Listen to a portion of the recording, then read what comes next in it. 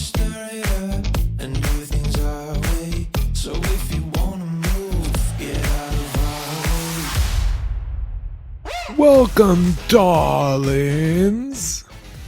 It's getting better. You missed it, didn't you, Nate? You missed it so much. Yeah, honestly, I did. It's good to be back. You know, I'm getting a lot of positive encouragement about my perfect, flawless LVP impression. Shout out for the support. Thank you so much, Samantha Hannah. She sees the brilliance in my very convincing smoky British accent. So shout out at it's Samantha Joy _ she understands. Watch out, SNL. We have a new impersonator on the rise. I can only do like a few words though, because then it starts like lapsing into like leprechaun, which then Irish, which then becomes like top of the morning, mateys. They're all Into pirate, it morphs into pirate. Yeah. I can't distinguish them.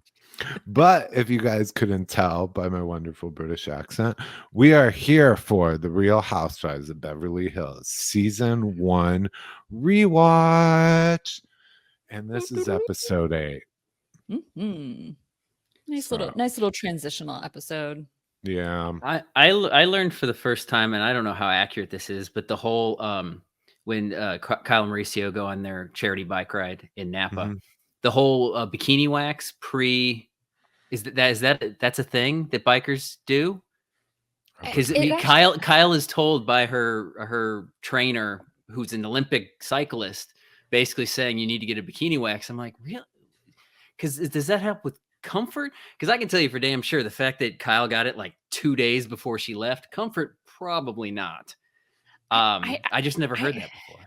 I actually kind of question that because being granted, I'm not a road cyclist, I'm not an Olympic cyclist or anything, but I was a spin instructor for 10 years and spent hours and hours. I taught 6 classes a week for 10 years. And so like shaving down there is really bad. It can cause like saddle sores. And you also she talked about like you have to wear like those padded shorts and everything. And then there's creams and stuff to keep you from getting sores and stuff like that. Like I have those creams and things like that. But usually it's not a good thing to do excess hair removal. Like trimming is one thing, but like waxing and shaving is usually not recommended. So I'm actually was surprised that she recommended her do that.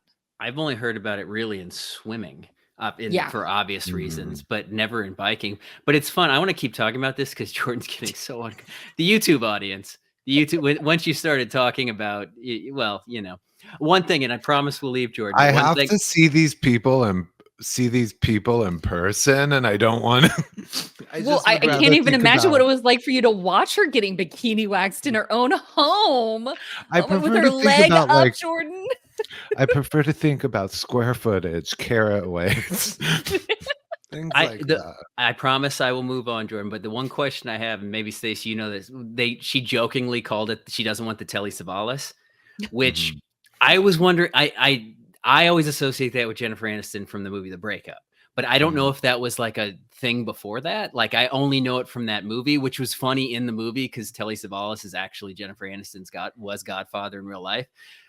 But I'd never heard that. But so when Kyle mentioned it, I was like, oh, is that actually a thing, or was she just quoting the movie? You know what? I don't know. I mean, honestly, like I don't know. I took it as like, because she is comes from a family very into old Hollywood and very in this town. So I was thinking like, I get it, like from her upbringing, I was like, I wonder if the waxer even knows who Telly Savalas is. That's why I thought maybe it was just the joke from the movie. Yeah. But anyway, we can move on because I can see how uncomfortable you're getting. I clearly have never waxed. We are gonna save that for the OnlyFans. It's gonna be a straight up 40-year-old version, like just Kelly. You're gonna just yell Kelly Clarkson. My mink. My mink. But by the way, fun fact, her bicycle practice with the trainer, that was at Balboa Park in Encino. Now it's only literally like half a mile right down the same street from her current neighborhood. But yeah, I used to go to that little lake there when I was a kid, and I was like, oh. But other than that, I mean, this episode did open with something that had me wondering, because Adrienne Maloof has a self-defense class, or a trainer, whatever, martial arts Kickboxer. guys. Yeah, kickboxing I trainer. think you and I were wondering the same thing. Is it if she knew? Yes. Because she invites, so she describes it as self-defense and says every woman should know some self-defense, and she invites Taylor over to learn self-defense. I wonder why. I wonder, because we never know in this season how much anyone knew. We don't know who fully knew what. And the fact that Adrienne picked Taylor to come over for some self-defense made me think. Yep. Yeah. That made me think too. And also, and then like piggybacking off that, like then her talking about, the charity was it's a number like 1736 crisis center. That it made me think. I was like, that's a different form of projection. Whereas like we usually think of projection being something very bad, you know what I mean? Like we're projecting our like bad things about ourselves onto other people. But this is like projecting, a bad thing that happened to us that we haven't really dealt with, and using that to like help other people. Like, so her working with them, I thought that was interesting. I hadn't really thought of projection in that way. I had completely forgotten about this part, and the episode is about, which made me wonder, because no one called it out. They weren't going, it wasn't like she was doing anything wrong, but the centerpiece of this episode for Taylor is that she volunteers for an organization that gives shelter to women and children of domestic violence. And this was at the time, we know, with her and Russell. And that was like, I was like, wait, what? I forgot about it. Yeah. And she talks about it from her childhood. She says, she came from a broken home and she witnessed her mother being abused and stuff like that. And but again, it was something we didn't know till after this aired. And she's bringing her abusive husband to the fundraiser. I was like, oh, it's dark. I mean, obviously, like we're jumping ahead, but who the fuck cares? Because we're already talking about it. But like at the fundraiser, when she's doing her speech, which obviously was very difficult for her, and Adrienne is just kind of shocked. Let's just like, oh my gosh. And Paul is shocked too. But you could also tell Paul was like really touched. I mean, as much as like we rag on Paul, I don't think like he's a nice guy. You know what I mean? Like he's just kind of like a guy. Like last week, he was really happy and invested to see Kim dating. Like, yes, yeah, that's why I'm like, he's a nice guy. He's just a guy. Like he's just kind of like oblivious to certain things. But like this, like you could just see he was like, whoa. Like that's what I heard in my head was whoa. But Russell. But Russell, there was a mask. There was a darkness in his eyes, and there was a mask on his face of yeah. Like if you were watching it for the first time, you could maybe make the argument that, he probably has that look on his face because he already knew that. He of course knew about Taylor's childhood, but knowing after the fact, like he just, every episode, it's just, I wrote it down, and every episode I could write down the same note. Why is Russell such a dick? He's just what he said to her on the drive down. Like, you picked a really bad weekend. My friends can't come. It's like, you think she picked the weekend? Did you see the look on her face when he said, she was dead inside at that point? Yeah, and just coming from a few weeks ago with the dog thing and it's just, he's just such a dick. It's and yes, we know hindsight, we know what happened. I know what happens to him, and I guess I have some sympathy for that. Or, but he's just the worst. Yes. He is.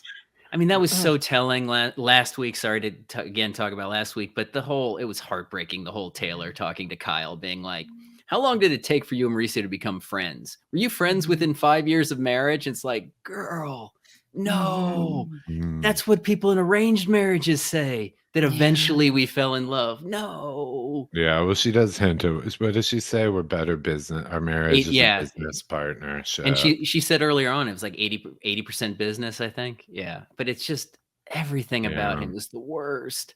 But God, essentially telling your kid to walk it off when she is clearly very allergic to a dog. Literally, everywhere she touches the dog, she breaks out in rashes. And Russell's like, she'll be fine. She can walk it off. Toughen up, Kennedy. Yeah, exactly. No, unsubscribe.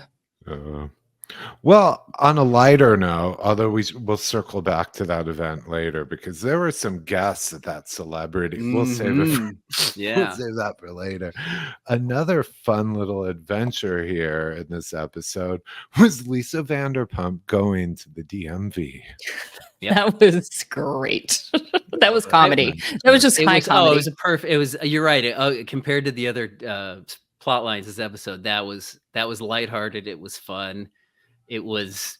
I was trying to figure out. So based on where exactly she is, I was trying to figure out which DMV that was because the only ones that I could think of that are that size that I've been inside is Hollywood and Culver City.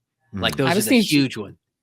I think she was at Cole and in Hollywood. Yeah, okay, I thought so because I've been to that one too. But the way she was talking about how dangerous the neighbor, she was talking like she had crossed 8 Mile, and I'm like, that street. I will admit that one in Hollywood, not the best neighborhood, but you were not on the wrong side of the tracks. I wrote down what she said because I loved it. She wrote, I'll spare you guys the accent. I'm sorry. No. You have to do it. Come on. You have to do it. Fine. The DMV was in some godforsaken place. I was fearing for my life. It's a bit of a culture shock. When you live in Beverly Hills, you tend to isolate yourself from the rest of LA. It was a bit eclectic. Yeah. Yeah, eclectic. I don't like. Okay, first I was like, "Oh God, is she like getting racist or something?" But then I thought she meant. But then I also thought she meant like pores. It's a bit financially diverse. I'd say. I mean, the guy who started hitting on her. That was funny. I was like, wait a minute. This is like, in the way he was talking to her. I mean, he knew that there was a camera on her. He knew that she was. I was like, this is a guy who guest starred on one episode of Chips back in 1980, and he hasn't stopped talking about it since. And so he saw a camera put on this one woman, and he was like, here's my shot again. Let's go for it. Yeah. I actually honestly thought you were serious that he really was on an episode of Chips. I'm like, how did you figure out his name? Didn't you hear me last week when I said I know every single like character actor out there and I know their names and I know what shows they've been on? That would be incredible. Honestly, I was impressed. Like, so Lisa, she had to get her driver's license because she only had a British one, and who knows if Cedric had any kind of license whatsoever. I was kind of like, she got like 4 wrong. You're allowed to get 6, something like that. And then the whole joke was that Cedric didn't study or anything. So you obviously knew the punchline was going to be that he didn't pass. But then when he only got like 8 wrong, I was like, he did a lot better than I thought he'd do. I thought the poor guy was going to get none of them right. Like that was going to be the joke. But good, good for him. Yeah. I mean, he didn't pass, and he even made a comment. He's like, "Did I fail again?" So clearly, it's not the first time. This Cedric charade. Yeah, it's still so funny to me. This 8 episodes in, and his Chiron still says permanent house guest. Like that's just a funny running bit. They push it. I've told you guys in the original episode of our series here, because he had already moved out. They weren't on great terms, but production really liked him together with her, and she went and got him to move back in. So that's why they keep pushing this permanent house guest thing. They had that idea going into the show. Producers wanted it. So it's all a lie. But it's adorable, I guess. It's a fun little lie. Didn't hurt anybody, really. And we'll see by the beginning of next season, he's gone forever. So I mean, not so permanent. About to say. Banished from Beverly Park. Oh, Oh, I do but- like how like Kyle's housekeeper ghosted her right before she's supposed to go to Napa. Yeah, Moved that was out. weird. That was Moved weird. out without saying anything. Went to go check her room and everything was gone. What happened there? I want to hear from that housekeeper. Mhm. Yeah. I didn't realize that house was big enough to accommodate a live-in. She had Yeah. 3. Yeah. Pretty good. Surprise, surprise, surprise, surprise. But this is also that is where we also hear about what we talked about last week about how Kim ghosted Martin after he dropped her off. Although I don't quite disagree with Kim in that like the guy should kind of call. Yeah, that's fair. This That's time fair. I agreed. I was like, he could have at least texted her something. Yeah, it was so I- nice meeting you. I'm so glad I got to drive you home. And she could have been like, I thank you. Or like, it was so nice meeting you. Da, da, da. And she could have been, thank you so much for the drive home. Like, I don't disagree. I don't disagree. It makes me sad. I found Martin delightful, just delightful. He had like a Bill Nye thing going on, or more. My immediate reaction was he reminded me of Robin on Cheers, Rebecca's multimillionaire British boyfriend. Oh, yeah. Played by Roger Reese, but rest in peace. As soon as I heard that accent and saw the way he walked, his whole steez, I was like, oh my God, it's Robin from Cheers. That's right. Oh my Yeah. gosh, that's it. That is a dated reference, but maybe our listeners will appreciate it. If they know Kelsey Grammer from Cheers, then That's maybe true. they know Oh, Robin. it all ties together. The circle of Beverly Hills is complete. That makes me Mhm. sad. I liked him. And then we got stuck with single Gary, who Gross. This was the one where she's talking about how she meets men, and this line is used in gifs and memes. It was one of the first clues. She was a little off. She goes like, "Give me my chicken. That's my chicken." she's just so awkward. Like it started as a joke that the baby was hers. Yeah. Like that, like her daughter kind of made the joke of, oh, she has a 16-year-old, a 12-year-old, an 8-year-old. And then Kim kind of went with it. So like single Gary didn't really know if she was like telling the truth. She's just so painfully awkward. And then she went to the corner to like fake breastfeed the child. Yeah, Like, yeah, She even- took it to the max. Like that's like, oh my God, what are you doing? Like, okay, I get why Martin maybe didn't call. I get it now. maybe. Did you catch, by the way, Vanderpump's soft explanation of why Martin had to drive Kim home? Yes. She said, she wasn't able to drive herself home because she had maybe one drink too many. And she says it in that tone. She Mhm. was It didn't even occur to me. So did Martin drive her home in her car? Because it was surprising to me that she was the only housewife that showed up to Muhammad's party in her own car. They were all driven, but then she pulled up in her, whatever it was, her SUV. So it didn't occur to me when Martin drove her home. Did he drive her home in her car? Oh, I'm not sure about that. Mhm. They don't show them pulling out. No, so I don't no. know. I didn't even think about that. Yeah. But I mean, that was at the point, and Vanderpump would have known her issues. I mean, she was close to the family, and she had perhaps one too many. Like, yeah, our sweet Kim. It's up to this point in the show, you don't know her drinking issues, Right. I don't think, right? But since you brought it up, of course, I notice it more and more that it's so obvious how often she excuses herself. Like she's always going to the bathroom, like going somewhere else. And I mean, again, maybe it's obvious because I know now what her issues were, but at the time, it's like, why is she always disappearing? That's weird. Yeah. Last week, a lot of bathrooms in Muhammad's house with a lot of places to hide bottles. That may have been why she brought her own car too. Yeah. It was like a navigator or something. Yeah, it was. 'Cause Yeah. She brought in a clutch. She was carrying a clutch, but she had things stashed around the house.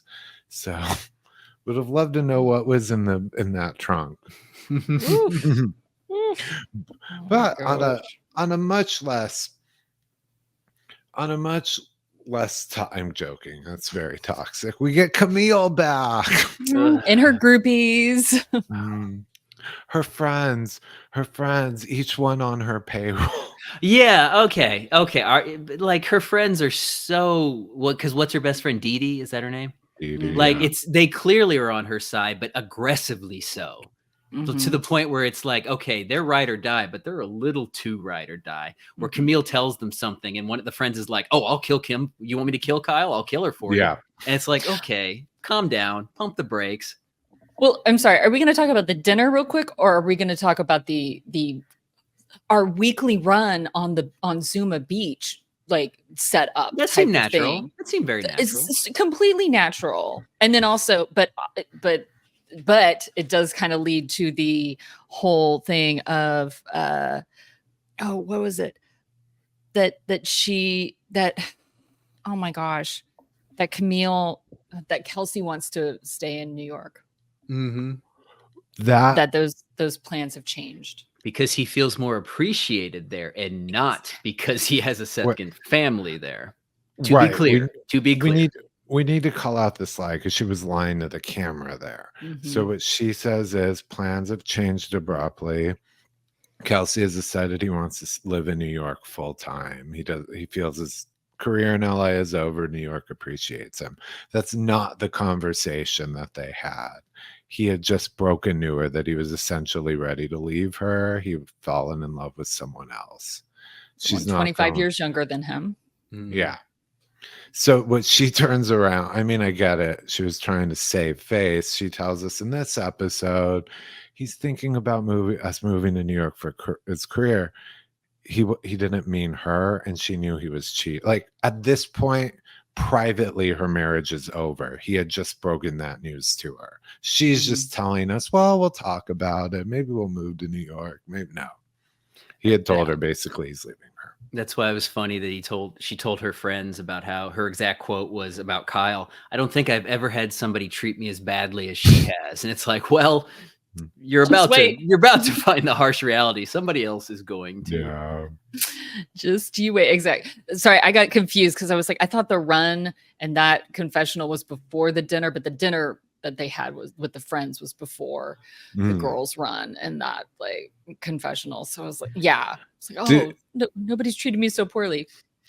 Oh, did you catch during that run where she talks about how in recent months what she's realized how important the women in her life are, and she just wants I'm like, you're horrible. You mean in the same months, the same recent weeks, you've spent torturing all the women around you?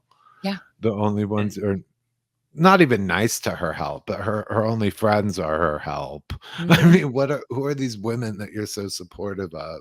She's talking about forgiving and moving on.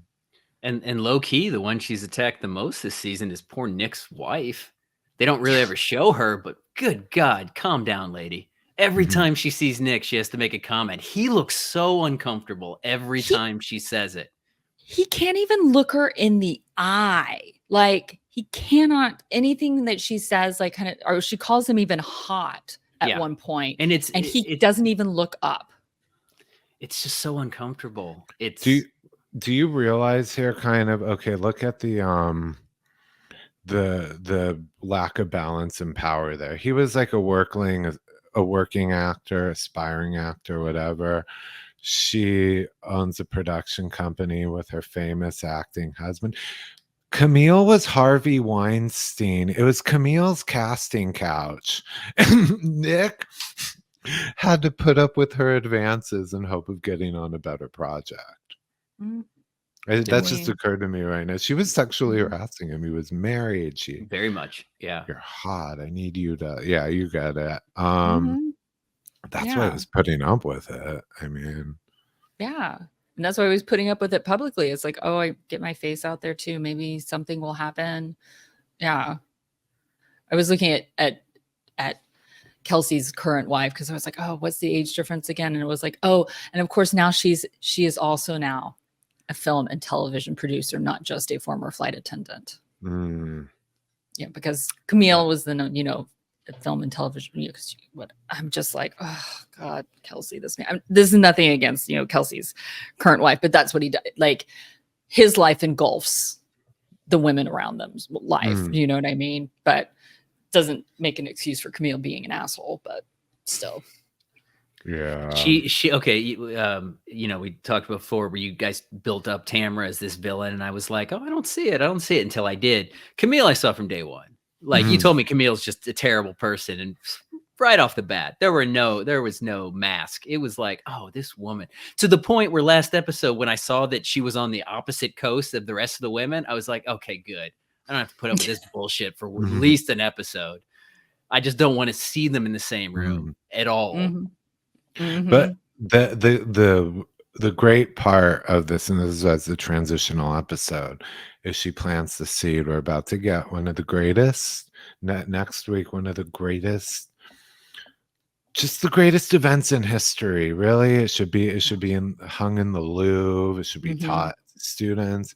She gathers her friend servants around to ask if maybe to try to patch things up, she should have a little dinner party, have the girls over for a little dinner. That I heard that and I was like, well, that's not going to go well. And then of course I saw the title of the next episode is Dinner Party from Hell. I'm like, oh, it's really not going to go well. We are going to be introduced to Faye Resnick. We are going to be introduced to Alison Dubois. It is just the greatest. The greatest dinner party ever. And the worst. I don't love awkward television, but I feel like no. This is art. This is. It's not even awkward. It is so good. Like, because it's so bad what happens, yet it is edited so brilliantly. Like, and the way that like everything happens, you're just like, oh my God, I cannot. Like, grab your popcorn, Nate. Grab that popcorn. Share it with Yuki and like just grab the popcorn and like watch it. It's so good. Yeah. All right. I will. You'll just be like, what?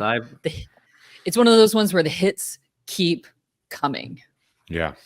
At some point, I realized in this rewatch, I'm going to start actually seeing where a lot of the like gifts and things come from. I'll be like, I recognize that one. Like when you said that you're such a bitch, Camille, I was like, okay, I've seen that one before. Well, something you'll or a liar. I'm sorry. You're such a liar, Camille. Sorry. Well, one thing you'll see, Nate, why this podcast is named the way it is. This is the episode where you meet, coming up, the morally corrupt Faye Resnick. Cannot wait. This episode if once you watch this episode, you'll be like 50% more familiar with all of Bravo. It is just this epised will just. All right, I'm looking forward to it. I guess. Yeah. For any listeners who don't know, Faye Resnick is the patron saint of Pretty Corrupt podcast. Day one. Saint Faye. By the way, speaking of Faye and why she's famous, I guess we should circle on back to Taylor's celebrity celebrity poker tournament. There were some A-list stars there. A-list. Oh, including one from the same reason that Faye Resnick is famous. No? Kato Kaelin. America's favorite house guest, I guess. Yeah. What was he? OJ's guest house? Yeah. Yep. Yeah.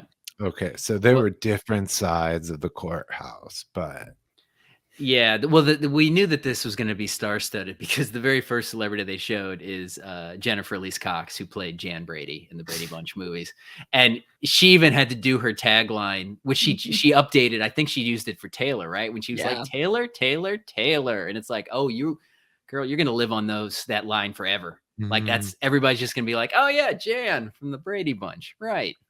From the Brady Bunch movies, the Brady Bunch movie, not even the real. Although the Brady Bunch movies were pretty good, to be honest. Yeah. And the other one was Jose Canseco. Sorry, Brady Bunch movies. Shelley Long. Cheers. Oh, hey, look at us. Yeah. All right, okay. 6 degrees of Kelsey Grammer. 6 degrees of Kelsey Grammer. Yeah.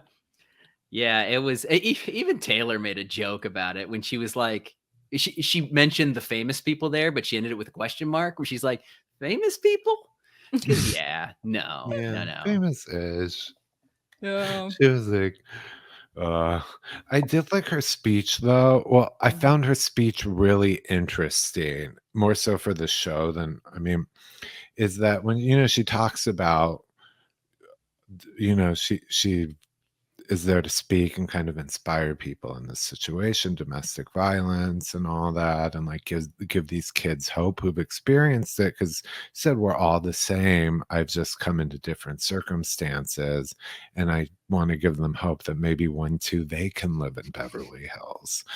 And I was thinking about, especially this season, how committed she is. I admire how committed she is to the idea of Beverly Hills. It means, because she was that little girl from a small town in dire circumstances, and to her, Beverly Hills was like the Hollywood dream, and she's living it. And it's like, it's kind of adorable. When you hear her speak of Beverly Hills, it's like the dream, like to become a movie star to her. I mean, like the zip code, it becomes her tagline. The zip code literally becomes like, it means the world to her. Mm-hmm. I don't know. I know what happens with Russell and things like that, but I don't know if Taylor ends up being like more villainous or anything. But she just seemed like, it's hard. And again, I'm because I've not seen this before. I don't know. I felt the same way with Schwartz because I started watching VPR for the first time this latest season. And I was like, Schwartz seems so likable. Why do people talk badly about him? Because I didn't see that yet. So I don't know if Taylor's going to take a turn at some point, but she just seems like somebody to root for, because everything about her just is like, oh, like she's a puppy. Yeah. But not the puppy that Russell got her. Because Right. that puppy is evil, evidently. I think Taylor's complicated, and she is somebody to root for, but as somebody who has been through the struggles that she has been through, she's also very like scrappy and can be manipulative, but it's more from a survival instinct of like, I need to do these things to survive, and I've had to do these things to survive. And so for some people it comes off as calculated and manipulative, but it doesn't really come from a malicious place for her. It's just like, it comes from almost instinct of like, this has been going on since I was 2 years old. So that's why she's very complicated, I think, for a lot of people. I root for her. I like her, but I also can see her flaws. So Okay. I think that's where it comes from. But She like outwardly, which I guess meant the most to her, outwardly she achieved the Beverly Hills dream. She had the house, the husband, the Bentley, the whole thing. But it was all smoke and mirrors. The way she got it, the way she lived within it, it was all. So she had she had the trappings of it, but none of it was real. And so there's probably still like a sadness to her. Well, obviously there was at this point, but I mean, yeah. Well, I mean, it won't be happy, but next week will just be way more entertaining. Oh yeah. Yeah. Okay. It will be. All right. Get ready. Yeah. So get ready, everybody. Get ready for Nate to talk about it. So I might show up with PTSD next week. Is that what's going to happen? I'll be just no. You'll be like, why have you guys been gatekeeping this from me? Well, I've heard the term dinner party from hell. I feel like since day one with you guys. So at least now I'll get to see it. I feel the same way when I finally get to the Amsterdam dinner, which is like 4 seasons from now. But I keep hearing about this. So I guess I am excited. Yeah. I retract my earlier statement. I am excited about this. Well, I have to say, if you're as excited as Nate is about this, then you should rate, follow, review, and subscribe to the Pretty Corrupt podcast. Yep. Right, Jordan? No. You guys make sure, please, rate, review, subscribe, and follow. That's Pretty Corrupt Podcast on Instagram and TikTok. At Twitter, it's at Pretty Corrupt One, and we're also on YouTube and possibly OnlyFans. And on YouTube, we're trying to get to 500 subscribers by Halloween. We reached our 200 goal, so now we've upped it to 500. So go on there, subscribe to us, help us make some money. Finally, after 4 years, we want to do this. We got this. And it's all because of you. It's worth it alone just to see Jordan get embarrassed when we talk about bikini waxes. Exactly. Cheerio, darlings.